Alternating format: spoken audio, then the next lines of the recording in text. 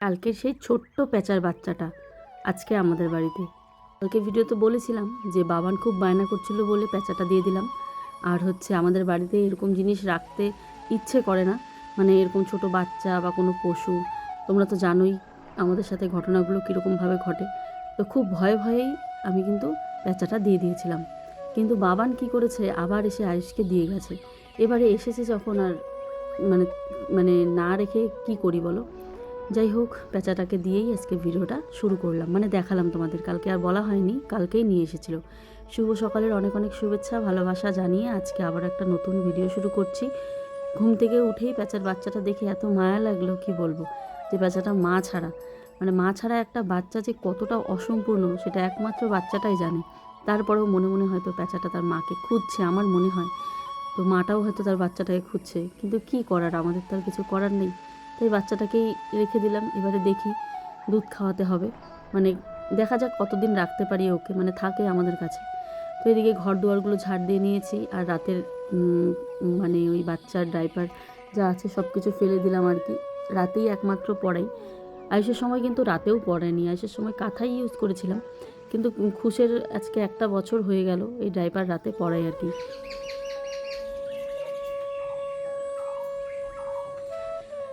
শুভ সকাল, সবাই কেমন আছো? আশা করি ভালো আছো, সুস্থ আছো। কোচবিহার জেলার থেকে আমি প্রিয়া, নতুন আরও একটি ভিডিওতে সবাইকে অনেক স্বাগত। কালকে কিন্তু আমাদের এই যে দরজা লেগে গেছে, আর দেখো এখন শুধু টাইলস লাগানো বাকি বারান্দায়, আর ভেতরে অ্যাডজাস্ট ফ্যানটা লাগাবে, ব্যাস। আর একটা টাইলস আমাদের কম ছিল, এই যে নিচের, এটা কালকে কিন্তু নিয়ে এসেছে। এই যে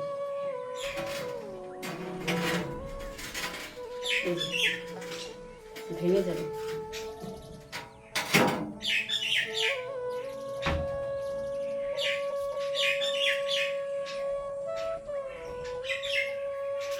তোমরা হয়তো শর্টস ভিডিওতে দেখে নিয়েছো যে আমার ওই নিচের টাইলস দুটো বসে গেছে।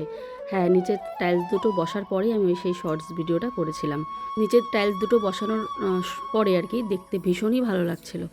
কালকে আমি ভিডিও পোস্ট করতে পারিনি, সংসারের নানান কাজের চাপে, বাচ্চা নিয়ে এতটা চাপের মধ্যে থাকি, কেউ আমাকে না দেখলে বুঝতে পারবে না। হয়তো মানে বললে হয়তো অনেকেই ভাবে কী এমন কাজ, কী এমন কাজ। কিন্তু মানে একটা ভিডিও যেখান থেকে একটা ভালো আর্নিং হয়, একটা ভিডিও পোস্ট করলে, সেই ভিডিওটা আমি এডিট করে দিতে পারবো না, তার নিশ্চয়ই কোনো কারণ আছে যে সত্যিই আমি পারছি না, পেরে উঠছি না। দুদিন থেকে দেখছো রাতে করে ভিডিও দিচ্ছি আর কি। কালকে কিন্তু সেটা পারিনি। যাই হোক, আগের দিনের ভিডিওতে অনেকে, আমি ভেবেছিলাম খারাপ মন্তব্য করবে, মানে আমি আমার মতামত দিয়েছিলাম। আজ থেকে 2 বছর আগে ভালো মতামত দিলেও খারাপ কমেন্ট পেয়েছি, নেগেটিভ কমেন্ট পেয়েছি। সেই হিসেবে আমার একটা বুকের মধ্যে ভয় জমে যায় যে কোনো নেগেটিভ বা কন্ট্রোভার্সিমূলক কোনো কথা বললে হয়তো আমাকে নেগেটিভ কমেন্টে আবার ঘিরে ধরবে। কিন্তু না, তোমরা এতটা ভালোবাসা দিয়েছো আগামীকালের ভিডিওতে, আমি ভাবতে পারিনি। আমি তো যেটা সত্য, আমার মনের যেটা কথা হিন্দু মুসলিম নিয়ে, আমি শুধু সেটাই বলেছি। কিন্তু কমেন্টসে আমি চেক করলাম যে এত ভালো ভালো কমেন্ট করেছো তোমরা আমাকে, যে তোমরা আমাকে মানে কিভাবে এতটা ভালোবেসেছো আমি বুঝতে, মানে দেখো, প্রথম অবস্থায় যখন শুরু করেছি আমি তো ভালোবাসা পেয়েছিলাম, তারপরে একটা নেগেটিভ কমেন্টস কন্ট্রোভার্সি আমাকে ঘিরে ধরেছিল। তারপর আবার যে সেই আগের রূপে আমাকে তোমরা দেখবে, আগের রূপে প্রিয়াকে তোমরা দেখবে, আমি এটা মানে আমার একদম মানে না ভাবার, মানে কোনোদিনও ভাবিনি, কোনোদিন ভাবতেই পারিনি। যাই হোক, কালকের ভিডিও ছাড়াতে আমি ভেবেছি এই যে আজকে বোধহয় কমেন্টস বক্স আমার পুরো ভরে দেয় নেগেটিভ কমেন্টসে। কারণ অনেক মানুষ কি করে, যারা আমাকে পছন্দ করে না বা কিছু, আমি ভালো মন্দ যাই বলি না কেন, তারা নেগেটিভ কমেন্টস করতে ব্যস্ত হয়ে পড়ে। কিন্তু না, কালকের ভিডিওটায় আমার কথাগুলো সবাই মন দিয়ে শুনেছে, বুঝেছে, দেখে বেশ ভালো লাগলো। যাই হোক, ভিডিওতে আমি কোনোদিন পার্টিমূলক নিয়ে আলোচনা করতে চাইনি আর চাইবও না, যেহেতু এত কমেন্টস। আর যারা বলো না স্ক্রিনশট দাও, স্ক্রিনশট দাও, তো তাদেরকে আমি কি বলবো, আমার ফেসবুকে গিয়ে একটু চেক করে আসো, সেখানে আমার ভিডিওগুলো একটু দেখে এসো, সেখানে কমেন্টসগুলো একটু পড়ে এসো, তো তাহলে তোমরা বুঝতে পারবে। যাই হোক, তোমরা হয়তো ভাবো যে আমরা শুধু ইউটিউবেই ব্লগস বানাই, না, ইনস্টাগ্রাম, ফেসবুক সব জায়গাতেই আমরা কিন্তু সমানভাবে অ্যাক্টিভ থাকার চেষ্টা করি, এটাই তো আমাদের কাজ। আর এই মানে অনেকে আমাকে কমেন্ট করে, দিদিভাই আমার ছোট বাচ্চা নিয়ে তো আমি পারিই না, বা আমার যে একটা দিদি আছে সেই দিদিও বলে যে ছোট বাচ্চা নিয়ে প্রিয়া সব অসম্ভব, কীভাবে তুমি এই অসম্ভবকে সম্ভব করো। মানে এটাই আমি বলবো যে এখন তো আমার কোনো হেল্পিং হ্যান্ডও নেই, সারাটা দিন আমার নাকে মুখে যায়, আমি কোনো রকম খাওয়ার সময় সুযোগ কিছুই পাই না। মানে কি বলবো, তারপরেও খেতে হয়, যেহেতু বাচ্চা এখনও ব্রেস্ট ফিড করে, জোর করে মানে একটু ফাঁকা সময় পেলে কিছু না কিছু খাওয়ার চেষ্টা করি। আবার বানিয়ে খাওয়ার কথা ভাবলে ওরে হয়ে গেল, বানিয়ে খাওয়ার কথা ভাবিই না আমি। যাই হোক, এদিকে ছেলের জন্য যেটা আমাকে বানাতে হয় সেখান থেকেই ধরো এক গাল দু গাল খেয়ে নিলাম। এমনভাবেই কিন্তু সারাটা দিন আমার কাটে, মানে কাজ খাওয়ার কথা ভুলে যাই, এরকম একটা ব্যাপার হয়ে যায়। তো যাই হোক, এখানে দেখো কত বড় উঠোন, রাস্তা আমাকে ঝাড় দিতে হয়। রাস্তাটা দুদিন থেকে আমি ঝাড়ই দিতে পারছি না। এই ছেলেকে নিয়ে বাচ্চাকে নিয়ে কি করে এত কাজ করব সেটাই ভাবি। এখন যে একটা কাজের লোক খুঁজবো, কোথায় খুঁজবো, মানে খুঁজেই পাই না কাজের লোক। তার মধ্যেও তো এদিক সেদিক থেকে যদি এক দুটো পাই, তারাও যদি ভালোভাবে, মানে তারাও যদি কোনো না কোনো কারণে যে চলে যায়, আমি আর কোথায় খুঁজবো বলো? আমি তো হাঁপিয়ে যাই কাজের লোক খুঁজতে খুঁজতে। তো আর কি বলবো। যাই হোক, সকালের এটা হচ্ছে আমার বাসি কাজ, এখনও কিন্তু সারা হয়নি। রাস্তাটা দুদিন পর আজকে আমি ঝাড় দিচ্ছি। দুদিন ধরে ঝাড় না দিলে জানো তো রাস্তার কী মানে অবস্থা হয়, দুনিয়ার পাতা পড়ে নোংরা হয়ে রাস্তার একদম অবস্থা খারাপ হয়ে যায়। তো যাই হোক, আমি কিন্তু পুরো জায়গাটা ঝাড় দিলাম। বৃষ্টি বৃষ্টি করে এখানে আসাই হয় না একদম। তো এখানে কয়েকটা ফুল এসেছে, গাছগুলো মানে পাতাগুলো কেমন যেন ঝরে ঝরে যাচ্ছে। অনেক দিন থেকে বাগানটায় আসা হয় না, মানে ক্ষেতের মধ্যে। তো ভাবলাম চলো আজকে একটু গিয়ে দেখে আসি। লঙ্কাগুলো পুরো পেকে গেছে, লঙ্কা গাছগুলো নষ্ট হয়ে যাবে, লঙ্কাগুলো কিন্তু তুলে ফেলতে হবে। তো এইটুকু সময়ই পাচ্ছি না লঙ্কাগুলো যে তুলবো।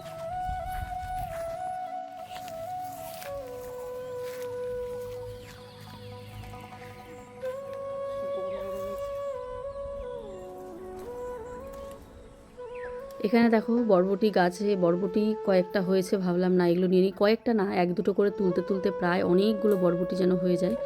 তো সেই বরবটিগুলো ভাজা খাবো। কিছু বরবটি বড় হয়ে মোটা হয়ে পেকেও যায়, তো সেগুলোকেও আমি রেখে দিয়েছি, মানে তুলে ফেলেছি, তুলে ফেলেছি।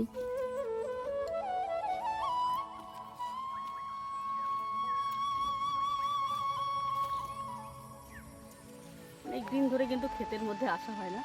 দেখো কত বরবটি হয়েছে।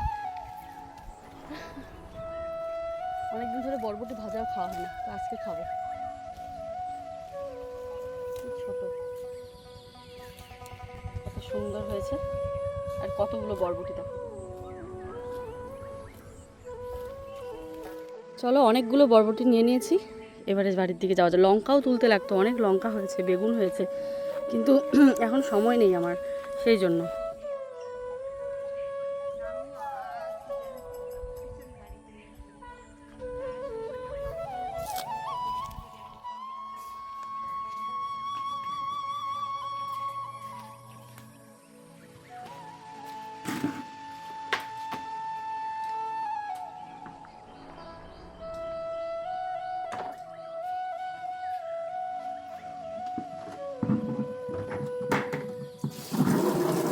এমন সময়ের অভাব, কি বলবো। কাপড় কটা ভিজাতে এসে দেখি 9:41 বেজে গেছে, তো ভাত বসাতে এই বসে পড়ে, মানে কোনো কান্নার শব্দ নাই। ওই দেখো চোখে ঘুম, দেখি দেখি দেখি, ও বাবা রে, আমার সোনাটা, ওই বাবা রে, বসো বসো বসো বাবা। আরেকটু ঘুমাইতা, দাদাকে খাওয়াই দাওয়া স্কুলে পাঠাই দিতাম, আর একটু ঘুমু দিতা, আর একটু। হাত পা উঠোন বাড়িঘর ঝাড় দিয়ে হাত পাটা ধুয়েই এই যে দেখো আমার মাথার কি অবস্থা। ওইদিকে এসেই হাত পা ধুয়ে দুধ দিল জেঠিমা, দুধটাকে বসিয়ে দিলাম। দুধও অর্ধেক জাল না হতে হতে দেখি 8:41 বেজে গেছে। তো তাড়াতাড়ি করে দুধটা জাল হলো না, ভাবলাম একটু পরেই করি। ওই যে ডালিয়া বসিয়ে দিলাম, ডালিয়া আর হচ্ছে ওই যে আরেকজন গামছা চাচ্ছে, ডালিয়া আর হচ্ছে, দাঁড়া বাবা। ব্যস্ততম সকাল বলো। 1 কাপ চা বানিয়েছি, কিন্তু খাওয়ার জন্য সময় সুযোগ কিছুই উঠতে পারছে না। এই যে দেখো চা বানিয়ে রেখেছি, চাটা না খেলে মাথা ব্যথা করে। তো দুধটা অর্ধেক জাল দিয়েই তো ওইদিকে আবার প্রেশার কুকারটা বসিয়ে দিলাম। প্রেশার কুকারে যখন হয়ে গেল ডালি, এখন আবার দুধ বসিয়ে দিলাম। দুধটা নামলে পরে আমি আবার আয়ুষের টিফিন বানাবো, আবার খুশের খাবার গুলবো। খুশের খাবার স্যারেলেক্স নাই, স্যারেলেক্স আনতে হবে। কালকের থেকে ওই খিচুড়ি, ডালিয়া, সুজি এইসবই খাচ্ছে আমার বাবাটা। না শোনা, নাই তো কি হয়েছে, সবসময় কি স্যারেলেক্স খেতে হবে? তাই না শোনা, সবসময় খেতে হবে না তো। চলো, গুড মর্নিং বলে দাও তো শোনা। এই যে এদিকে এদিকে দেখো, ইধার দেখো, ইধার ইধার দেখো, গুড মর্নিং, টাটা করে দাও তো সবাইকে। টাটা। হ্যাঁ বাবা, নমো করে দাও তো বাবা। নমো নমো। কি সুন্দর করে নমস্কার করে। আয়ুষ স্নান করে চলে আসলো। স্নান করে যে গামছা পরে এসেছে, দেখো ইস বড় হয়ে গেছে। বাবা তুমি এখন কোথায় বসবে? কালকে কার্পেটে হিসু করেছে, হাগু করেছে, তাই কার্পেট বার করেছি, ওইখানে ধুয়ে দিব। অনেকগুলো কাপড় আছে, ওই যে এগুলো ভেজাবো। ওই সময় দেখি 8:41 বাজে, ভেজানো বাদ দিয়ে রান্না বসালাম। বাবা তুমি কোথায় থাকবা শোনা? রাতে দেখো কি সুন্দর গজা বানিয়েছিলাম।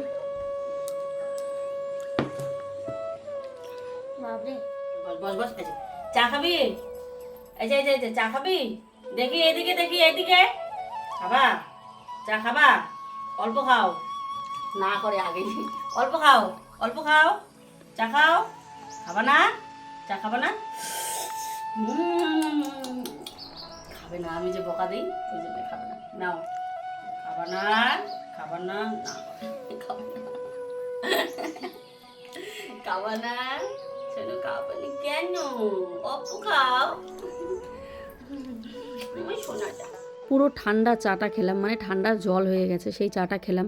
কখন সেই চা বানিয়ে রেখেছি যে একটু সুযোগ পেলেই চাটা মুখে দেবো, কিন্তু কিছুতেই আর সুযোগটা হয়ে উঠছে না। ছেলের জন্য ডালিয়া করেছি, এদিকে 3 জনের জন্য এবারে বেড়ে নেবো। তো একটুখানি আমার ছোটো ছেলের জন্য রাখলাম, কারণ ওকেও সকাল সকাল ডালিয়া খাইয়ে দেবো, তাহলে পেটটা একটু ভরা থাকে। তো এই যে ওর বাবার জন্য, আয়ুষের জন্য আর ছেলের জন্য ডালিয়া বেড়ে নিলাম। ডালিয়াটা না একদম পাতলা হয়েছে আজকে। যাই হোক, পাতলাটাও খেতে ওরা ভালোবাসে, একটুখানি গরম গরম ঘি দিয়ে দেবো।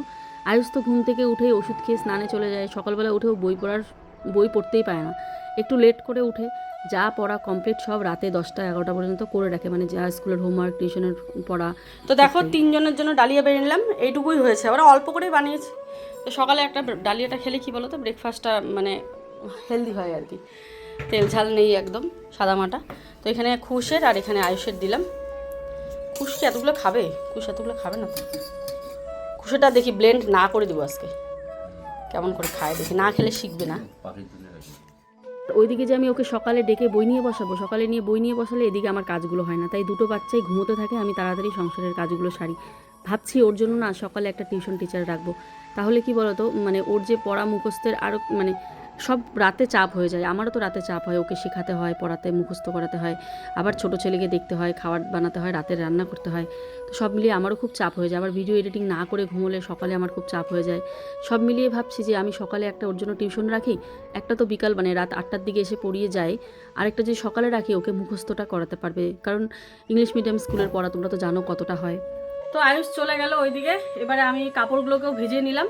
দুটো ঘরের বিছানা আছে, পেতে দেবো, আবার টিনের ঘরেরও বিছানা আছে যেখানে আয়ুষ বই পড়ে, এক গাদা কাপড় আছে। কাপড়টা এখন ভাঁজ করবো না, আগে আইনের যেগুলো কাজ, ভিডিও এডিটিং আছে, এগুলো সেরে নিই। ভাতটা বসাতে গেলাম তো কারেন্ট চলে গেছে, ওই যে কারেন্ট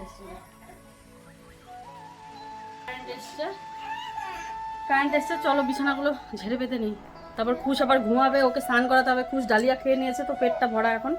তো এইদিকে আমাদের বাইরে প্লাস্টার করবে, তার জন্য জল দেওয়া হচ্ছে ওয়ালগুলোতে। এই যে দাদা জল দিচ্ছে, হ্যাঁ দেখা যায়। পিছনেরটা প্লাস্টার করলেই আমরা কালার করতে পারবো, সেই জন্য। আর প্লাস্টার না করলে ওয়ালও খারাপ হয়ে যায়। 3 বছরের কাজ, 3 বছর আগেকার ঘর এখন সম্পূর্ণ হবে আস্তে আস্তে। চলো এটাকে লাগিয়ে দিই, কারণ জল আসবে। কেমন হয় তোমরাই কমেন্ট করে জানিও, যে ওকে যদি আমি একটা শুধুমাত্র মুখস্থ করার জন্য টিচার দিই, তো ওর যে স্কুলের টিচার, ওই টিচারই কিন্তু রাত্রেবেলা এসে পড়ায়, মানে আয়ুষ যে স্কুলে পড়ে ওই স্কুল টিচারই আয়ুষের টিউশন টিচার। তো দাদাকেও বললাম, দাদা বলে বেশ ভালো হয়, তুমি তো এখন সময় দিতে পারছো না। সময় দেই না তা না, কিন্তু আমার খুব চাপ হয়ে যায়, মানে এটাই হচ্ছে ব্যাপার। তো শুধুমাত্র মুখস্থ করার জন্য যে ওর পড়াগুলো, স্কুলের টিউশনের পড়াগুলো একটু মুখস্থ করাবে, কারণ আয়ুষ তো এখনও এতটা বড় হয়নি যে একা একাই মুখস্থ করবে। ওকে আমাকে বোঝাতে হয়, বসিয়ে মুখস্থ করাতে হয়, মানে আমাকে সেখানে বসে থাকতে হয় ততক্ষণ। মানে ছোটো ছেলে তো জেগে থাকে, আর কি ডিস্টার্ব করে, ওকে পড়তেও দেয় না, মানে পড়াতেও পারি না ভালোভাবে, মানে এমন একটা, মানে এই মুহূর্তটার জন্য, এই ছোটোটা যতদিন না বড় হয় ততদিন যদি আমি একটা মুখস্থ করানোর জন্য টিচার রাখি কেমন হয়। তো কি মানে তোমরা আমাকে কমেন্টে বলো যে হ্যাঁ প্রিয়া বেশ ভালোই হয়, বা তোমরা কি এমন করে পড়াও নাকি সেটা বলো, কারণ আমি তো আর কোনো উপায় খুঁজে পাচ্ছি না। কারণ সব দিকটা ম্যানেজ করতে করতে আমি সত্যি কোন দিন যেন পাগলই হয়ে যাই, হয়তো পাগল হয়ে যাব, তখন হয়তো আমাকেও তোমরা খুঁজে পাবে না। মানুষ কিন্তু ভুল ধরার জন্য একদম লেগেই থাকে, যে কেন পারছো না, আমরা পারছি তুমি কেন পারছো না। আমি পারছি না মানে কি বলবো আর তোমাদের, পারলে এতগুলো কথা বলতাম না, মানে আজকে 2টো টিউশন রাখলেও কিন্তু আমার অনেক কথা শুনতে হবে যে বাবা 2টো টিউশন রাখছে, 2টো কাজের লোক রেখেছিলাম তাও কথা শুনেছি। তোমরা ভাবো আমার এপি শেয়ারল চ্যানেলটাতে এত ভিউজ হয়, এত মানুষ দেখে, এত সাবস্ক্রাইবার হয়েছে এত কম সময়ের মধ্যে, চ্যানেলটাতে আমি ভিডিওই দিতে পারছি না। কেন পারছি না? কারণ আমার কোনো কাজের লোক বর্তমানে নেই। যখন 2টো কাজের লোক ছিল আমরা কিন্তু কাজ করেছি। যারা বড় বড় চ্যানেল না, তাদের ঘরে গিয়ে দেখো 3-4টা করে কাজের লোক, যারা অনেক অনেক চ্যানেল হ্যান্ডেল করে, তারা কোনো সংসারের কাজ করে না। তো সেক্ষেত্রে আমারও হয়েছিল, কাজের লোক রেখেছিলাম, এতগুলো চ্যানেলে কাজ করতে পেরেছি। কাজের লোক নেই, এখন সংসার সামলে এতগুলো ফেসবুক ইউটিউব সামলে, তারপরেও আমি পারছি না আর কি। তারপরেও তো আমি সংসার সামলে অনেকগুলো চ্যানেল চালাই। তো রাত দিন এক করে পরিশ্রম করে, সবটা কি টাকার জন্য নয়, সবটা টাকার জন্য নয়। জীবনে মনে মনে এমন একটা জায়গায় যেতে চাই, কারোর সাথে কম্পিটিশন করে নয়, ওইটা আমার একটা ড্রিম বলতে পারো। সেই জায়গাটায় আমি যতক্ষণ না পৌঁছাচ্ছি, আমি নিজেকে কখনো হার মানব না যে না আমি হেরে গেলাম, আমি পারছি না। কিন্তু পারি না একমাত্র এই বাচ্চার জন্য। বাচ্চাটা যে কবে বড় হবে আর কবে আবার আমি আগের মতো করে কাজ করতে পারবো, এটাই আমি ভাবি শুধু।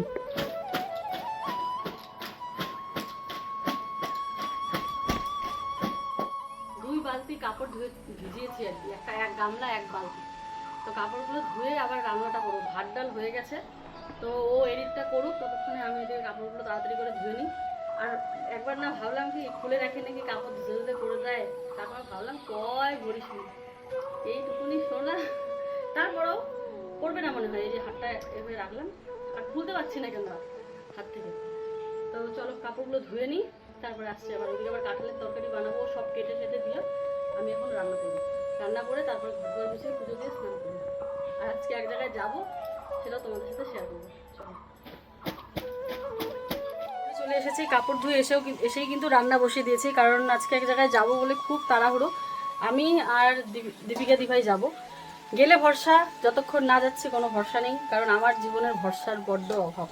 মানে একটা কথা বলবো যে হ্যাঁ যাব, তো ওইটাই যে হবে তার কোনো মানে নেই। যতক্ষণ না সেখানে পৌঁছাচ্ছি ততক্ষণ কথা দিচ্ছি না। এখানে দেখো বরবটি ভাজা আর এই যে আলু ভাজা বানিয়ে ফেললাম। আমাদের জন্য বরবটি ভাজলাম, আর আলু ভাজা আয়ুষের জন্য, কারণ বরবটি ভাজাও খায় না। আর ডাল সিদ্ধ করেছি, খুশ আর আয়ুষের জন্য ডাল সিদ্ধ। আয়ুষ কাঁঠালের তরকারি মানে এঁচোড়ের তরকারি খেতেও পারে, নাও পারে, কোনো ঠিক নেই। চলো দেখাই। এই যে খেতেও পারে, নাও খেতে পারে। ভাজা হয়ে গেছে, এখন মশলা দিবে। চলো আজকে তো একটা খুব তাড়া, যাবো এক জায়গায়, তোমাদেরকে বলছি কোথায় যাব। তার আগে রান্নাটাও তো সেরে যেতে হবে, রান্না করে খাইয়ে তবে সিনি যাব। কাজ শেষ, এখন শুধু স্নান করে পুজোটা দেবো। ওই ঘরটা আবার মুছতে হবে, ওই ঘরটা মোছা হয়নি, ওই ঘরটা মুছবো। তার আগে খুব খিদে পেয়েছে, একটুখানি খেয়ে নিই, আয়ুষের বাবাকেও ভাত বেড়ে দিই। আর সমস্ত বাসন কোসন ধুয়ে আমি এখানে রাখলাম। খুশের খাওয়া শেষ, আয়ুষ এসে ওষুধ খাচ্ছে। আয়ুষ একটু পরে খাবে, ও একটু পরে খাবে বলছে। আমার মাও আসবে, তো মাকে রেখে যাব, খুশ থাকবে তো সেই জন্য। যা, গাছপালাগুলো কাটছে, কি গাছ হয়ে গেছে, জঙ্গল হয়ে গেছে এদিকে। তো এই যে দেখো আমার কাঁঠালের এঁচোড়ের তরকারি, এঁচোড়ের তরকারি গরম মশলা দিয়েছি। আর এঁচোড়টা যদি মানে এখনকার এঁচোড় সিদ্ধ হয়ে যায় তাড়াতাড়ি, এখন যদি এঁচোড় সিদ্ধ করে রান্না করি একদম ঘন্টার মতন হয়ে যায়। কত সুন্দর দেখো দানা দানা রয়েছে। দিব তোমাকে? আচ্ছা চলো, আমিও একটুখানি নিলাম, তাড়াতাড়ি খেয়ে স্নান করে। ওই ঘরে এখনও মুছিনি, ওই ঘরে মুছবো, মুছে পুজো। কোনোদিন পারি না সংসারের সমস্ত কাজকর্ম সেরে স্নান করে তারপরে আরাম করে খেতে। খাওয়ার পরেও আমার কত কাজ থাকে, এত খিদে পেয়ে যায় কি বলবো। সকাল থেকে তো সেরকম কিচ্ছু খাওয়া নেই, তাই ভীষণ খিদে পেয়ে গেছে।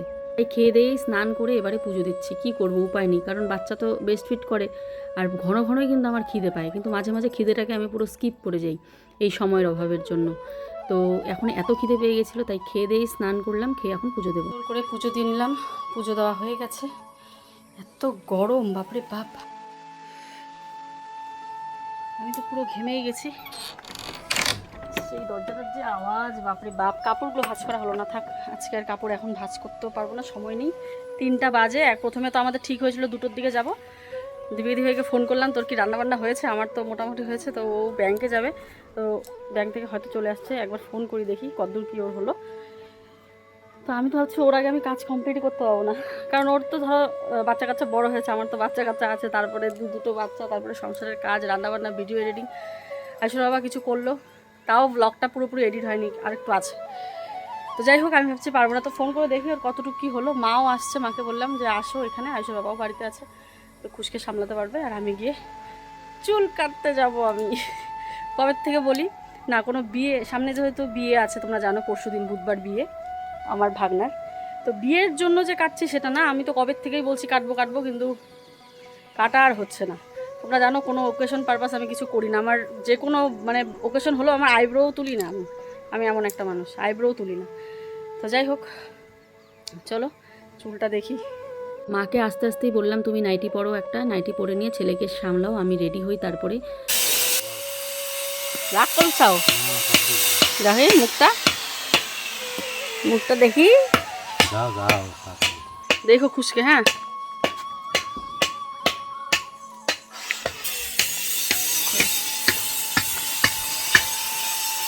সংসারের নানান কাজ সেরে সেজে গুজে বেরিয়ে পড়লাম আমার চুল কাটতে। আসলে এটা অনেক দিন থেকে করতে চাই, তোমরা তো জানোই, কিন্তু কিছুতেই যেতে পারছি না। সেই পয়লা বৈশাখে যাওয়ার কথা ছিল। দিদিভাইরা হয়ে গেছে, একবারে দুজনে মিলে বের হই। ভাবছিলাম দাদাভাই যাবে হয়তো, তো যাবে না, দিদিভাইরা আমি দুজনে মিলেই যাব। তো আস্তে আস্তে হয়তো লেট হয়ে যেতে পারে মনে হয়। তো খুশ তো আছে, আয়ুষের বাবা মা আছে, সমস্যা নেই, চলো যাওয়া যাক। দাঁড়াও দাঁড়াও, চলো। আমাকে কেমন মনে যেন কিচ্ছু সাজি নাই, নর্মাল সাদা মাটা। এই যে মানে ব্যাকে আসলে বাজে লাগে। চলো চলো বেরিয়ে পড়লাম দুগ্গা দুগ্গা করে, বাচ্চাদের রেখে গেছি না, ভয় লাগে। চলো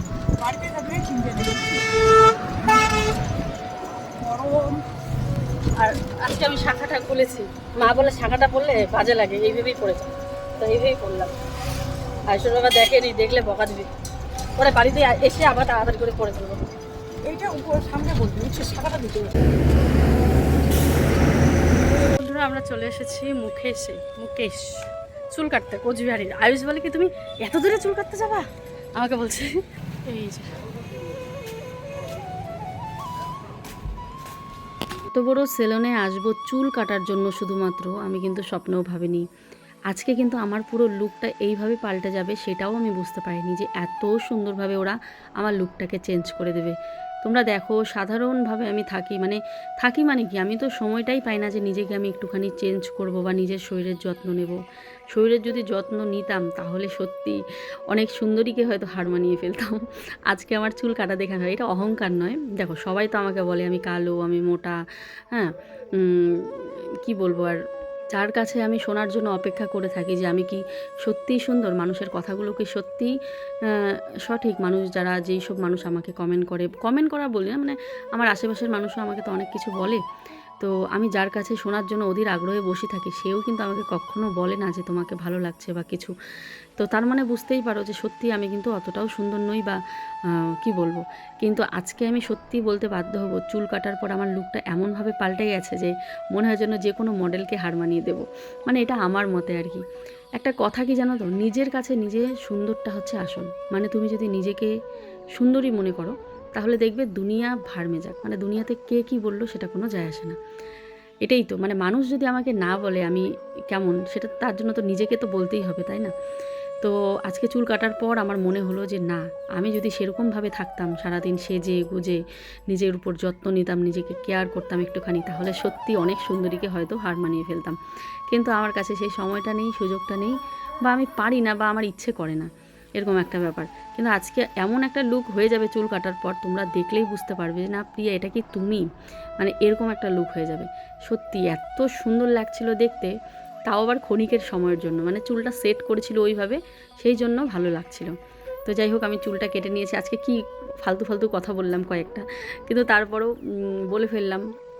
অনেকে আমাকে খারাপ বলে, অনেকেই আমাকে পছন্দ করে না, মোটা কালো যে আরও কত কি বলে, মানে তার তো কোনো ঠিক নেই। মুখের সামনে একদম কিছু নিজের মানুষ আমার মুখের সামনে বলে তুই এত কালো হয়ে গেছিস, তুই এত কালো, দিন দিন এত কালো হয়ে যাচ্ছিস, হ্যাঁ দেখতে কেমন লাগছে তোকে, মুখের সামনে বলে বন্ধুরা, একদম মুখের সামনে। তোমাদেরকে কি বলবো, প্রতিবাদ করার মতো তো কেউ নেই, আর আমি তো প্রতিবাদ করিই না, যে ভগবান আমাকে যেমন বানিয়েছে আমি তেমনই।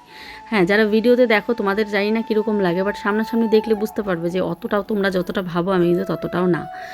তো কিন্তু আজকে চুল কাটার পর, যেহেতু এটা স্যামসাং, এটাতে কিন্তু কোনো রকম মানে ফিল্টার লাগানো নেই, যেরকম আছি সেরকমই আমি তোমাদের সাথে শেয়ার করব।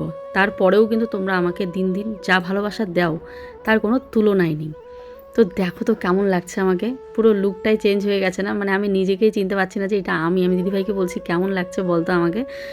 মানে আমি, আরে ভাই এটা আমি নিজেই ভাবতে পারছি না, এত সুন্দর লাগছে দেখতে।